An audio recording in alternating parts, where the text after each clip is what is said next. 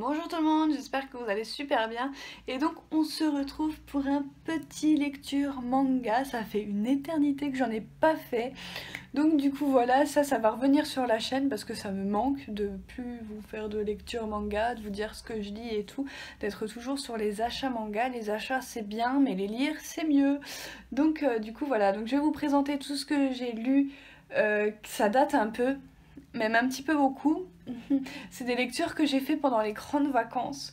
Donc, que vous dire, ça date. Donc du coup voilà, mais les mangas traînaient sur mon étagère, mais la vidéo ne se faisait toujours pas, donc il est temps. Du coup vous allez avoir ça quelques mois après, mais c'est pas grave. D'ailleurs ça va se voir au niveau des lectures que j'ai lues du coup, puisque c'est des lectures qui datent de cette époque-là, avec des sorties qui datent de cette époque-là aussi. Du coup c'est parti. Alors, donc dans un premier temps, je me suis lu le tome 2 et le tome 3 de Fait l'un pour l'autre de chez Doki Doki. Et c'est de Wataru Nadatani. Donc voilà, comme vous pouvez le voir sur les couvertures, ça parle de chats. Donc voilà, je vous avais sûrement fait un avis avec le premier tome dans une vidéo Doki Doki que je vous mettrai sûrement en barre d'infos si j'y pense. J'ai beaucoup aimé ce tome 2 et ce tome 3, on avance toujours, voilà, avec notre héros qui va devoir apprendre comment bien s'entendre avec le chat, qui veut toujours devenir un spécialiste des chats, enfin voilà. Et donc, eh bien, on va le suivre toujours à travers ses aventures avec son chat, avec les chats dans la rue, etc.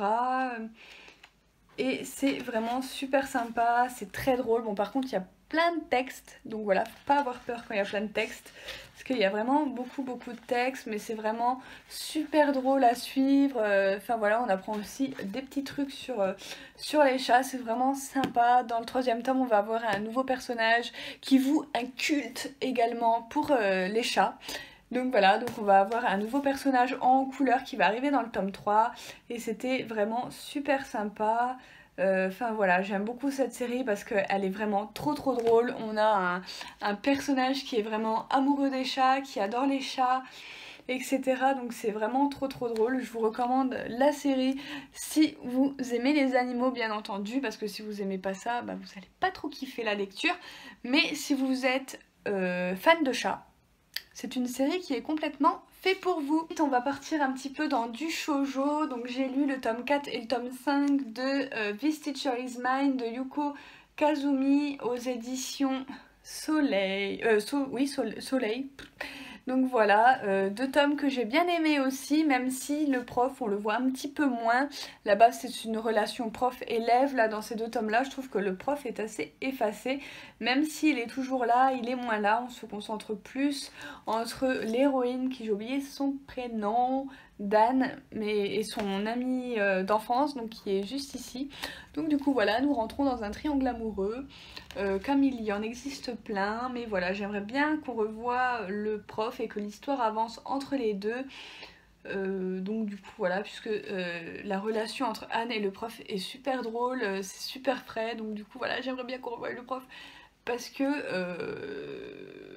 c'est bien le meilleur ami, mais le gars, on sait d'avance qu'il est déjà friendzone, donc, euh, donc mets-nous le prof s'il te plaît, que leur histoire d'amour avance, parce que sinon bah, ça va encore remplir des tomes pour des tomes et ça va m'énerver. J'ai horreur de ça. Donc du coup voilà, sympa dans l'ensemble, mais j'attends avec impatience le retour du prof et que les deux protagonistes puissent avancer dans leur histoire d'amour et qu'on soit pas là à remplir des tomes pour que la série fasse 15 millions de tomes. Donc du coup voilà pour mon avis à propos de ces deux tomes, un petit peu mitigé quand même. Donc du coup voilà, j'ai bien aimé, mais voilà, il faut le retour du prof, sinon la série je vais la lâcher en cours de route. Donc du coup voilà. Toujours du shoujo, donc j'ai lu le tome 10 et le tome 11 de Black Prince and White Prince de Makino. Donc là aussi ça commence un petit peu à tourner en rond, c'est un pas en arrière, deux pas en avant, trois pas en arrière, deux pas en avant. Voilà, vous comprenez ce que je veux en dire. Voilà, en gros ça y est, nos deux héros sont en couple. mais le gars donne pas l'impression qu'ils sont en couple quoi. Enfin voilà, quand la meuf elle le colle trop, il est pas content, quand elle le colle pas assez, il est pas content. Enfin voilà, à un moment donné, il faut se décider. Enfin, je sais que le gars il y connaît rien à l'amour, mais quand même au bout d'un moment, enfin je sais pas, arrête de tourner en rond, enfin voilà. Donc voilà, c'est assez chiant. Donc voilà, ça tourne en rond et je n'aime pas ça, même si j'adore la série, c'est assez drôle, c'est assez détente et tout. À un moment donné, enfin voilà quoi, mec, décide-toi quoi. Enfin, je veux dire, tu peux pas dire que t'es amoureux d'une fille et lui parler comme un chien, lui dire de dégager quand elle veut être avec toi. Enfin voilà, voilà. Je crois que je deviens un petit peu trop vieille pour ce genre de shoujo. C'est pour ça qu'il y a un tri qui se fait pratiquement tous les mois dans ma mangatech parce qu'il y a des shoujo qui virent parce que je sais que je les relirai plus parce que c'est pas ma tasse de thé. Voilà, je commence petit à petit à me désintéresser du shoujo et à m'intéresser aux shoujo qui sont un petit peu plus vieux mais qui sont plus sympas que ceux qu'on a maintenant. Donc, voilà, pour cette série je vais voir avec la suite. Mais si ça continue comme ça, je vais décrocher de la série parce que le gars, au début je le trouvais super sympa et tout, un peu froid, un peu ténébreux, etc. Mais là, il casse un peu les bonbons. Donc voilà, au bout d'un moment, faudrait que ça se fasse, quoi. Enfin voilà, je sais pas si vous comprenez mon point de vue ou ce qu'il y a dans ma tête. Mais voilà, et je suis pas la seule à dire que ça tourne un petit peu en rond avec cette série, que le gars, enfin voilà, il fait trois pas en avant, 10 pas en arrière, c'est vraiment frustrant et c'est très très chiant. Donc du coup voilà, à voir avec la suite. J'ai acheté les 11 premiers tomes, donc je vais pas m'y désintéresser maintenant, on sait jamais. Mais voilà, en attendant, pour le moment, je suis un petit peu déçue de la tournure que prend la série. Voilà. Après ces petites périodes de semi-flop, on va partir sur quelque chose de très bon, qui sont les nouveautés que j'ai lues, donc du coup que j'avais lues du coup pour ce lecture manga qui a traîné à être filmé et à sortir. J'ai lu les 2 premiers tomes de Bakemonogatari. Voilà, de Oh Great et de Nishi Hanshin, le caractère design de vos fans. Et j'ai tout simplement adoré ces 2 tomes. J'ai trop hâte de pouvoir lire la suite. Donc voilà, donc on va suivre un jeune homme. Il n'est pas sur les couvertures. Donc on va suivre un jeune homme. Donc je vais essayer de vous le trouver. Voilà. On va suivre ce jeune homme là. Donc qui s'appelle Kuyumi, donc c'est un lycéen, tout ce qu'il y a de plus ordinaire, jusqu'à ce qu'un jour il rencontre une vampire qui le morde, et en fait en le mordant elle va lui transmettre en fait ses pouvoirs en quelque sorte, et donc il va aller se faire aider pour redevenir à peu près lui-même, même s'il va quand même garder des séquelles et des pouvoirs vampirique, j'ai envie de dire, et donc il va rencontrer un jour une jeune fille donc qui s'appelle Itagi, et il va se rendre compte qu'elle est en fait possédée par une entité chimérique, du coup voilà, et donc il va décider de l'aider parce qu'en fait c'est un peu le seul à l'aider. Donc du coup voilà, et j'ai adoré. Voilà, donc on va suivre leur aventure à tous les deux, qui vont rencontrer d'autres personnages, d'autres jeunes filles, et donc voilà, les dessins sont juste magnifiques.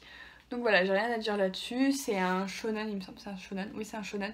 Voilà, d'aventure fantastique, puisqu'il y a des personnages qui sont soit maudits, soit hantés. Enfin voilà, et il y a notre héros principal qui va leur venir en aide, et c'est ce qui se passe aussi dans le tome 2. Il va venir en aide à cette petite fille, et donc j'ai aussi j'ai aussi kiffé, on va le dire, hein, le terme kiffé, j'ai kiffé le tome 2 de cette série. Donc voilà, si vous avez toujours pas commencé, je vous recommande cette série. Il existe bien évidemment des animés à propos de cette série, donc du coup voilà, que je n'ai pas vu, donc je découvre vraiment l'œuvre avec le manga, et j'ai hâte de lire la suite de la série. J'ai le tome 1 de Un pont entre les étoiles, que je vous parle dès que j'achète un tome. Je vous ai parlé pour le tome 2, je vous ai parlé pour le tome 3 de ce premier tome magnifique. Donc voilà, donc c'est de Kyokyu-pon et c'est aux éditions Akata, ça m'étonne même pas, il y a encore l'étiquette, j'avais acheté à Paris donc ça date du mois de juin et je l'ai lu dans la foulée, peut-être au mois de juillet, quelque chose comme ça, donc c'est une lecture qui date.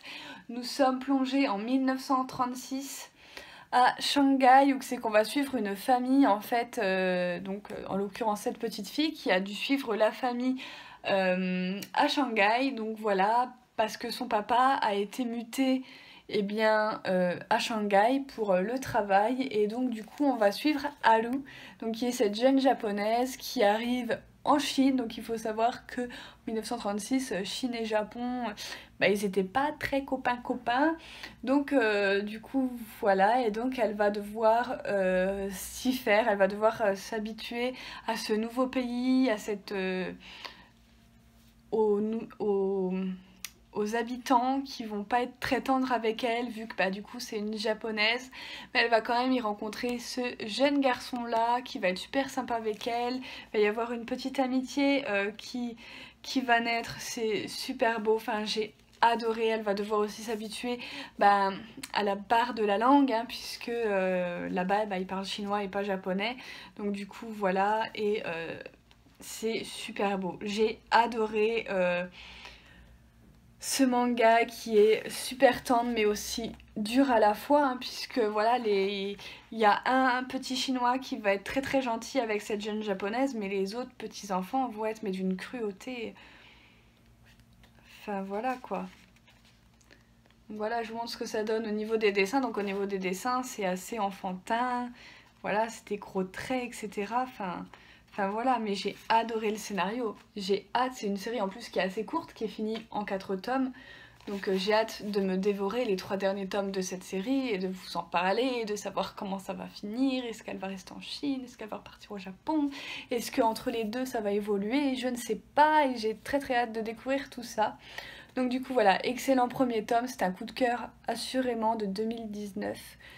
Et j'ai hâte de lire la suite. Bon, un petit one shot que j'ai adoré, c'est Instant d'après de Daisuke Imai, donc l'auteur à qui on doit Sensu et Destin parallèle. Donc Sensu que j'ai lu, que j'ai adoré, coup de cœur aussi, et Destin parallèle qu'il faut que je continue à lire, j'avais lu que les premiers tomes. Et là j'ai adoré, c'est un one shot très réaliste qui va nous parler de technologies voilà, qu'on utilise, qui ne sont pas si imaginaires que ça, même s'il y en a un petit peu. Donc voilà, donc on a un premier chapitre où c'est que avec votre smartphone, vous pouvez gagner des points pour en fait avoir plus de chance dans la vie, mais finalement est-ce que, enfin voilà, l'auteur arrive à mettre des thématiques à chaque fois, il y a une petite morale derrière chaque one shot. Par exemple, la première histoire, vous pouvez mesurer votre chance, et donc même si vous êtes très chanceux, vous pouvez toujours avoir quelqu'un qui va être plus chanceux que vous, ou au contraire quelqu'un à qui la chance ne va pas sourire, mais ça va pas l'empêcher d'être très heureux dans la vie. Donc du coup voilà, et cette première histoire, mais je l'ai surkiffée. Donc du coup voilà, il y a aussi où c'est que vous pouvez trouver votre partenaire avec votre ADN.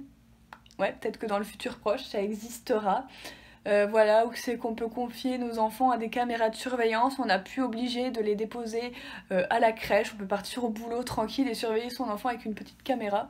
Mais est-ce que l'enfant sera vraiment heureux comme ça je ne sais pas. Enfin voilà, une critique de la société telle que je les aime, qui touche bien évidemment avec les caméras, les portables, les ordinateurs, etc. Enfin voilà, j'ai adoré, donc si vous ne l'avez pas lu, franchement je vous le conseille. Et puis les dessins de l'auteur sont vraiment excellent. Donc voilà, il y a d'autres thématiques aussi qui sont abordées dans le one shot, mais je vais pas tout vous dire, sinon ce serait pas drôle. Donc voilà, pour les dessins, bon c'est toujours très blanc ou très noir, ça dépend des œuvres, mais voilà, donc ça c'est la première histoire. Elle met le ton du one shot comme pas possible, donc ça aussi c'est un petit coup de cœur. Je ne sais plus s'il est sorti cette année ou l'année dernière, enfin je vous dis, des fois j'ai l'impression qu'il y a des mangas ils sortent, mais donc voilà, c'est chez Komiku en plus, donc voilà, franchement un one shot que je vous recommande à 100%. J'ai adoré du début jusqu'à la fin. Voilà, si vous aimez les critiques de société et compagnie, c'est vers ce petit manga qu'il faut aller. En plus c'est un tome, Donc voilà, ça va pas vous ruiner. J'ai lu le tome numéro 4 et numéro 3 si je dis pas de bêtises. Donc le numéro 3 et le numéro 4 de My Home Hero. J'adore toujours autant cette série, c'est toujours autant un aussi gros coup de cœur. Enfin voilà, on suit toujours notre papa de famille qui est mêlé avec ses yakuza, qui essaye de se dépatouiller comme il peut pour essayer de ne pas crever, hein, tout simplement. Donc du coup voilà, on a toujours les stratégies, etc. de comment il va faire pour s'en sortir. J'ai toujours hâte d'avoir le tome suivant, même si j'ai le tome suivant et que je l'ai toujours pas lu. En fait, j'attends d'avoir plusieurs tomes pour dévorer les séries à chaque fois. C'est ce que j'avais fait pour là, j'avais attendu d'avoir le tome 4 pour avoir 2 tomes d'avance. Et c'est toujours aussi bien, donc j'ai hâte d'avoir la suite. J'ai pas grand chose à vous dire dessus, sinon je risque de vous spoiler, parce que dans un tome il se passe quand même pas mal de choses. Donc du coup voilà, je ne suis toujours pas déçue de cette série, c'est toujours un immense coup de cœur. Et je suis toujours les aventures de ce papa avec enthousiasme, hein. J'espère vraiment qu'il va s'en sortir. Donc du coup voilà. Et pour finir, j'ai lu les tomes 14 et 15 de Fuka. Donc c'est une série que vous savez que j'aime d'un amour inconditionnel. Donc du coup voilà, quand elle va s'arrêter, quand cette série, quand le 20e tome va sortir, je vais être tellement triste de ne plus avoir de tome. Donc du coup voilà, donc ce tome... alors c'est le tome 15, je l'ai aimé tout en le détestant. Je sais pas si vous voyez la couverture, enfin voilà, il y a un personnage qui ressemble beaucoup à un autre personnage. Et tout du long du tome, je me suis dit mais c'est elle en fait. Et à la fin j'étais un petit peu déçue parce que non, c'était pas elle. Donc voilà, je pense que vous voyez à la couverture, si vous suivez la série, vous savez de qui je parle. Donc du coup voilà, et donc j'ai déjà lu le tome 16 à l'heure où c'est que je vous... chronique la série, donc vous aurez mon avis sur le tome 16 plus tard, mais j'ai adoré ces 2 tomes. Voilà, où ils essayent toujours de ne pas faire couler